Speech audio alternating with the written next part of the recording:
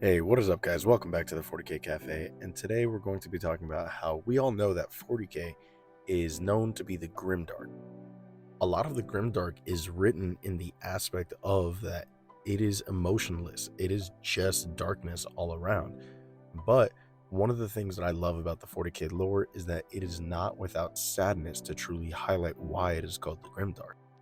That includes involving the Space Marines. And with that being said, I'm going to go over today one of the saddest moments, at least to me, in all of 40K lore. And more specifically, we're going to be talking about the death of two Space Marines from the 14th Legion, the Death Guard, on Ishvan 3. You see, before the Traitor Legions could outright declare their loyalty to Horus themselves, the Traitor Legions had to be unified within themselves first. In order to properly do that, they had to purge and cleanse all loyalist forces within their own ranks. And so, to properly conduct this, the Traitor Legions would coordinate a farce war on the planet of Ishtvan 3.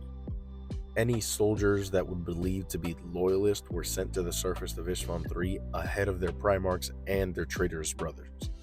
Once all the loyalists were in the thick of battle and in the heart of the war on Ishvan 3, the traitorous legions would drop virus bombs on top of the planet.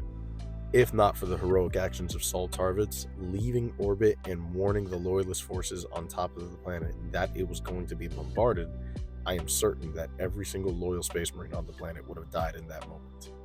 And to me, this is where things truly do get sad. For the loyalist forces on the ground had no idea that this was going to occur.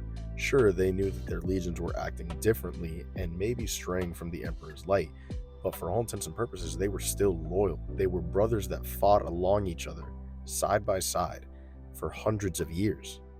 The shock and denial that must have gone through many of their heads must have been aggravating or unfathomable. Now to the heart of the video, to where I truly believe it gets very sad.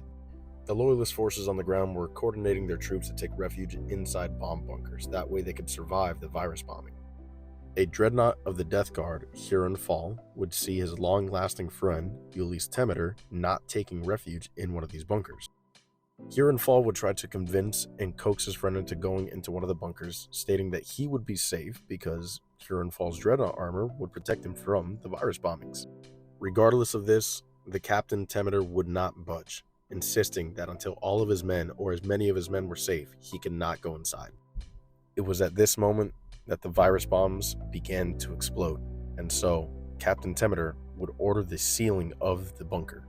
Captain Temeter, in the act of saying goodbye to his friend, would finally notice that Huron Fall was lying, because his dreadnought armor and his sealing was compromised. They would acknowledge that one and the other were both fools, and only be able to stand and watch as their brothers around them, their flesh being corrupted and sloshing off their skin due to the virus bombs' infliction. Huron Fall would slowly see his friend Captain Temeter begin to wither away and not begin to continue walking. He would then pick up his long-lasting friend. Fall would cradle his brother Temeter in his arms, and after witnessing the betrayal around him, he would then send his reactor into overload so that it would explode. He would deny the traitors of their murder and choose to go out on their own terms. Holding his brother Temeter, he would say, "This death is ours. We choose it. With it, we deny you your victory." And with that, the two brothers would explode in a fiery inferno, going out together. This story in the book Galaxy in Flames really does set the scene as to how sad the world of 40K can be, even amongst the Astartes. But it also shows the emotional depth within the world of 40K that is lurking just beneath the surface of all the grimdark and horror. It is one of the reasons why I love the universe, and I hope that you do too.